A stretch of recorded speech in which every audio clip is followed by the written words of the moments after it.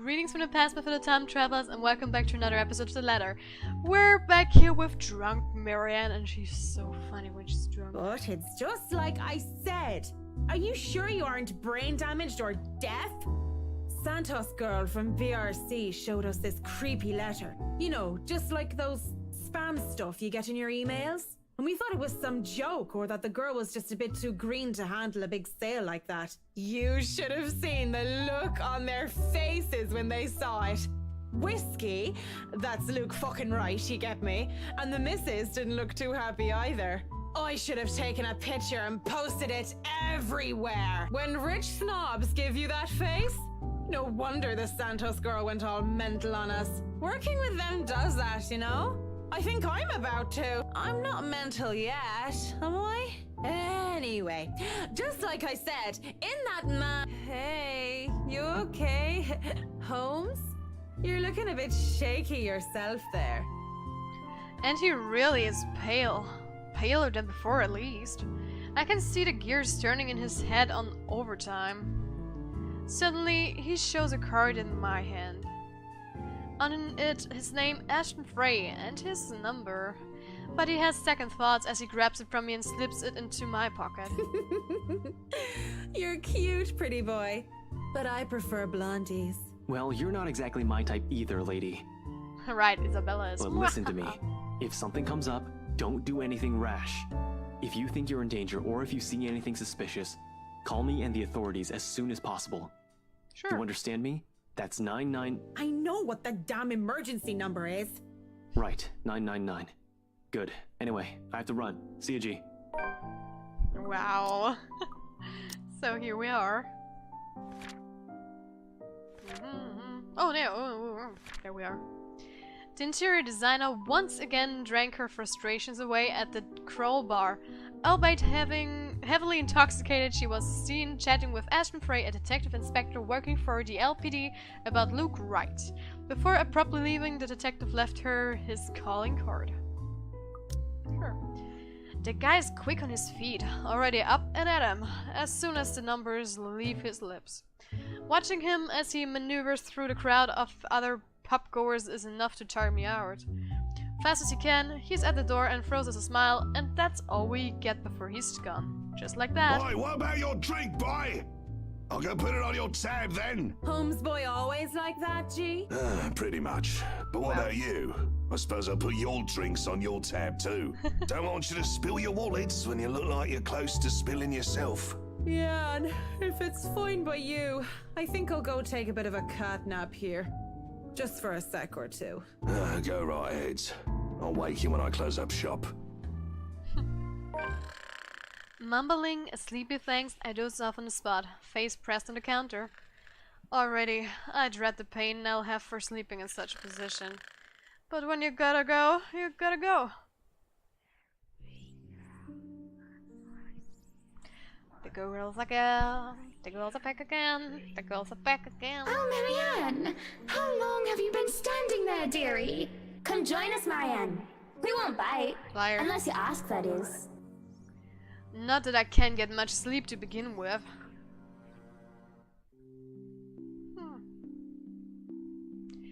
Do people ever have the feeling that they are working on something they really enjoy, but still it eventually tires them out? Because honestly, I've been feeling like this. You have certainly exceeded expectations, Marianne. Everything looks so marvelous, and in such a short time, too. Thank you. Though moments like these make all the hard work worth it. Definitely. Well, I can't take all of the credit. People have certainly been enthusiastic about the idea of working on the right mansion. Sure. There won't be any more problems unless Mr. Wright has any more objections about the second bedroom. Oh yeah. Oh, no. We proceed with that room as planned. I already agreed to him having his greenhouse and his vineyard and his stables. He may as well let me have this one thing. Yeah, sure. We're only about halfway done, but the unsatisfaction on a client's face is enough for me to push through. Oh, is that where she asked her the question about... Yeah, I think it is. Let's face it, in between my exasperation at Mr. Wright's antiques and her, I've been burning the candles at both ends. I can't even close my eyes without seeing a dead girl's face. dead girl. Dead. She's dead. I have to keep reminding myself that, burying my feelings as deep as they have buried her body, 6 feet under. I shouldn't waste so much time on somebody who's supposed to be gone. I've wasted so many years thinking about her already. There should be no need to bother myself with the dead, when I should be bothering myself with the living. Too bad the living are usually as complicated, if not more, than ghosts of the past. But don't you have a party? Yes. But Luke's just being a sweetie, you see. That friend he's visiting. He's having marital problems and he's just... It's even more complicated when the living in question is a pair of rich and famous socialities way past their honeymoon phase. And I've been somehow roped into being a relationship counselor. They've been married for a long time and they've hit a... how do they say it? A rough patch. His wife has a drinking problem and can be very neglectful. The poor thing really does his best to be a good husband, but it's never enough for her. Sometimes I think it's the years. Maybe it's been so long that they've lost that romantic spark. What do you think? If I'm going to be completely honest, I need to ask. This is about you and Mr. Wright, isn't it? Suppose it is. What would you tell me? Then, I tell you it's none of my business. I tell you that I don't want to meddle, but if the troubled husband with the neglectful wife asked me for my honest opinion, I'd say that he shouldn't base his happiness and his self-worth on someone else. Maybe he should try being independent for a while. I'm going to skip Everyone's that supposed to because be. We shouldn't let her fear. Why she thinks a single woman like me would be the best source of relationship advice is beyond me. Still, I talk and answer to the best of my abilities. Without realizing it, I'm already pouring out a part of me that I had thought were long gone. I'd like to believe my words will be of some help to Mrs. Wright. If I'm honest though, they are of some help to me, like some weight have been taken off my shoulders. Lorraine. I really should handle what's left of the work. You won't be attending the party? Oh, you real... Oh! The weight, wait, yeah. What was it? The weight of what happened to her hasn't left me yet, did it? Maybe. I'll try to stay in chat. Maybe Yeah, get I know that busy. already. You must Know stay that. a while. You need I to know say hello that. to the We know if it that. wasn't for them. We know that I all. Maybe it's about time I change that. We'll see. So, Certainly. You'll have to excuse me as well. I must have, because Yeah. believe me, We know that. Though I shouldn't dwell on that, I shouldn't just loosely forget about them too. Saying that I have work left to do is an easy enough excuse to make. I know how other people see me. They see someone so obsessed with her craft that you would so easily miss things like a party for it. Outside the parlor, people hurry about here and there in preparation for the Wright's grand housewarming party. None spare me a glance as I slip past them, each working on their appointed roles and not daring to slack off while they work for what is probably the most powerful couple in Luxburg. I make it into the kitchen with ease, the wine cellar being my final destination. But when is a great task ever simple? Probably never. And this is a great task, isn't it? My greatest one yet that is worthy of being called a quest. I'm not acting as Marianna McCullough, the professional interior designer, when I chose to lie about being too busy for a party. I'm Marianna McCullough, a lawful neutral cleric with 9 points in wisdom and 8 in charisma. Just thinking of it like that makes it a bit cheesy. But it helps with fear. It helps overcome the insane thought that I'm actively seeking out something that has been plaguing me for years. I might face my worst nightmare, or I might see nothing and find myself imagined grand quest fall flat. And who would have thought that the gatekeeper to my final quest would be someone I thought would be a valuable ally? Schnell! Hurry up, you snails! We are on a deadline and you are wasting my time! The butler comes from the cellar into the kitchen, tailed by a couple of others, people who I assume are most likely chefs and bartenders. He raises a brow, seeing me just standing there by the hatch. By the trapdoor, it almost looks like he's going to throw me out for being in the kitchen without permission. But then he motions for the others to disperse and familiarize themselves with their surroundings. Meanwhile, he continues to stand there, preventing entry into the darkness beyond. What are you doing here, Fraulein? This is not the place for guests or in an architect right now. Fräulein und Innenarchitekt. That's sweet. But you're still not really a German guy, but you're doing a pretty good job. I request you leave. I was just looking around, for any last-minute things? Yes, you have been doing that a lot. Looking around, snooping about. Now is not the time for such things. If you're not careful, people might think you are up to something. The look he gives me as he says this is almost chilling. If life was a game book, he'd probably be the true neutral warlock guarding the treasure room. A difficult opponent to beat with 9 points in wisdom and 8 in dexterity. Well, I'm not done yet. I actually need to go into the wine cellar. Just need a quick go at the place. So just don't mind me. I'll be out of your hair soon enough. Go outside, enjoy the party. Bask in the praise and adulation they will no doubt shower you with when the madam speaks highly of you. Surely you've had enough of this stuffy old kitchen by now. You do not want to cause trouble. Both the bratwurst and Hannah want this to be perfect. It would be a disservice and a disrespect to toe out of line and risk it being anything otherwise. And more importantly, I will be blamed for any failure that happens tonight. His intervention almost turns me away. Maybe this is a sign I'm not meant to seek Lorraine out.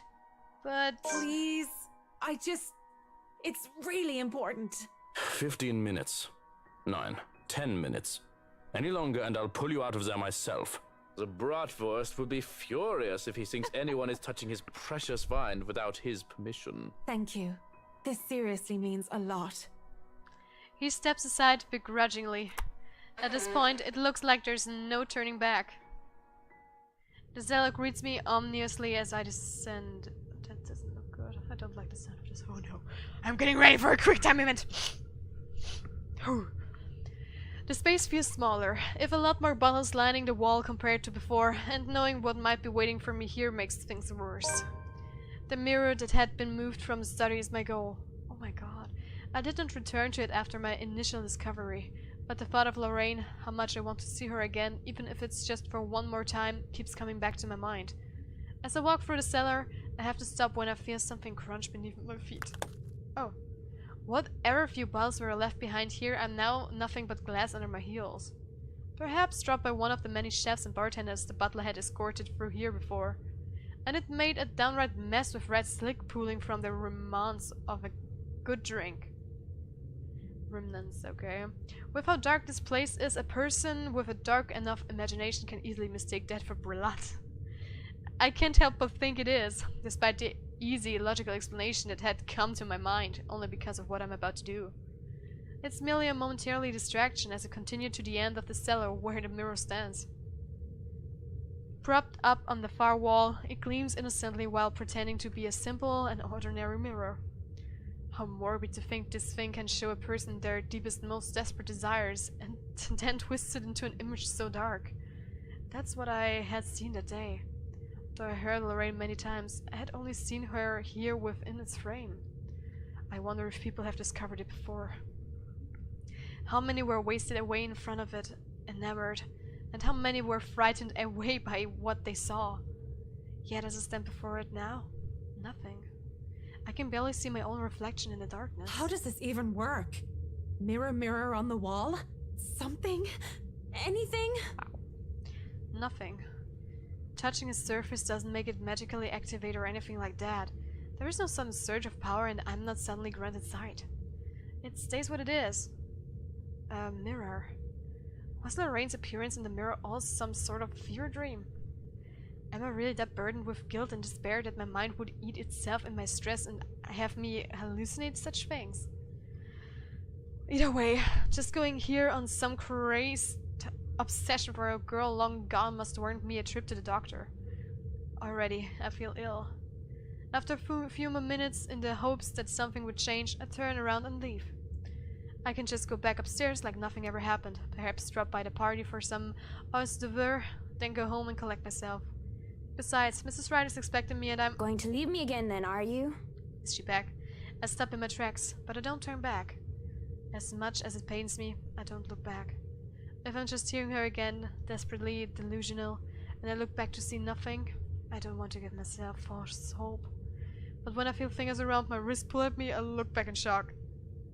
Oh! You look nice. Not cruel. My first thought is, how in God's name is that possible? And the second is Lorraine. Her hands are cold. Are you that mad at me that you're just going to ignore me, Marianne? I don't know what to say, and I can only stare at her in wonder. She stands there in the mirror, with only her arm extended outward for my sake.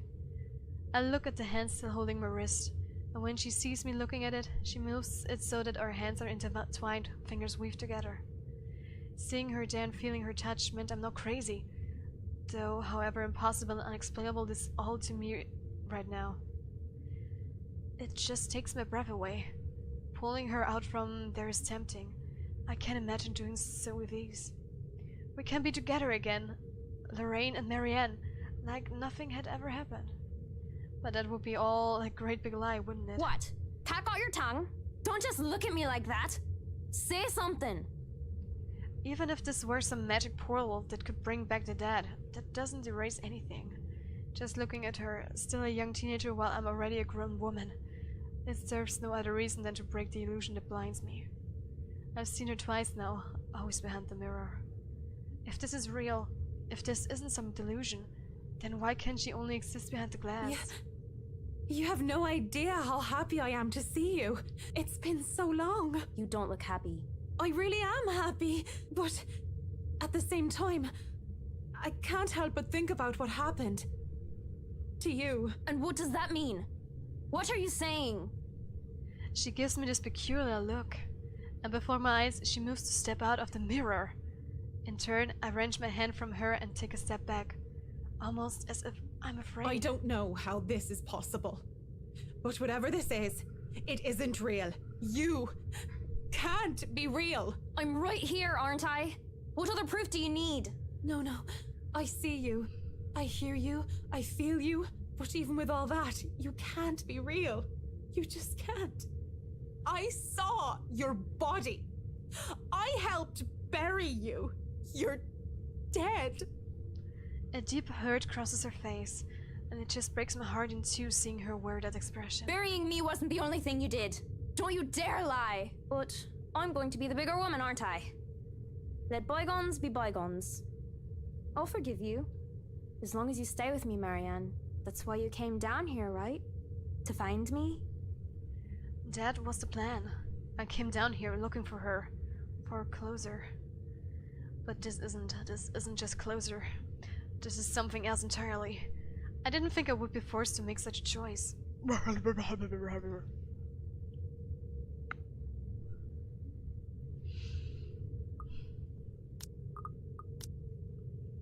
She needs to move on.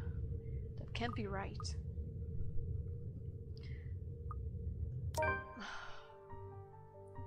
Closure. That's all I came here for. Whatever this is, it might as well all be just a devil's trick. And I might as well make some use of it, right? I see nothing at first, for fear and of angering whatever phantom this is. I take Lorraine's hand and bring it up to my lips, pressing a kiss to her knuckles. She takes it as some sort of invitation to pull me along, to step back into the mirror until only her arm is extended again. I should have been more honest back then, both to you and myself. I know it's too late. I'm sorry. But the thought of being with the dead did not agree with me. Not one bit. I can't stay with you. So what? You're going to leave me for some old trophy wife? That's it, isn't it? You're going to leave poor Amy Lorraine and go after the next rich, pretty blonde that you see. This is a mistake. All these years, guilt has been my driving force. I felt so guilty for what I did, what I didn't do. She thinks she can guilt me into being complacent, but she realizes otherwise as I pull my hand from her. And going by the look of anger on her face, and anger that runs cold, she did not like the fact that I'm not some puppet on a string. Had she chosen her words carefully, I would have accepted whatever punishment Lorraine chooses to give me. Guilt had ran my life, and it might have very well ended it. Because I deserve it. But what I did to me. The blood in my hands is mine, not yours. Whoever or whatever this shadow is, my gut tells me she's not Lorraine. Yet, I keep talking as if she is. I broke your heart, not your neck. Don't you dare deny it! It was your fault! Because I loved you more than I dare to admit? Yes, that was my fault. But I never meant to hurt you like that. Despite my words, no matter how sincere they are, she appears angry. Enraged, in fact. It's been years since I last saw that face, and even now, the memory of it is still etched deeply in my mind. The hurt, the tears, and the hate spilling from her eyes that day, the moment I rejected her. Rejected myself for who I am. And she definitely will hate what I am about to do next. To my left, a wine rack. And from there, I take a bottle and pray to all the saints I can remember. For all my sins. For every hurtful words I've uttered. For what I have driven her to do that day. What I first hurt into. What are you doing? And that we're going to figure out in the next episode. Guys, thank you so much for watching. Leave a like, subscribe to my channel. If you're already subscribed, click on the notification bell down below so you can notified when I upload my videos. Share us on all your social media, and guys, I will see you in the future or back in the letter. High five!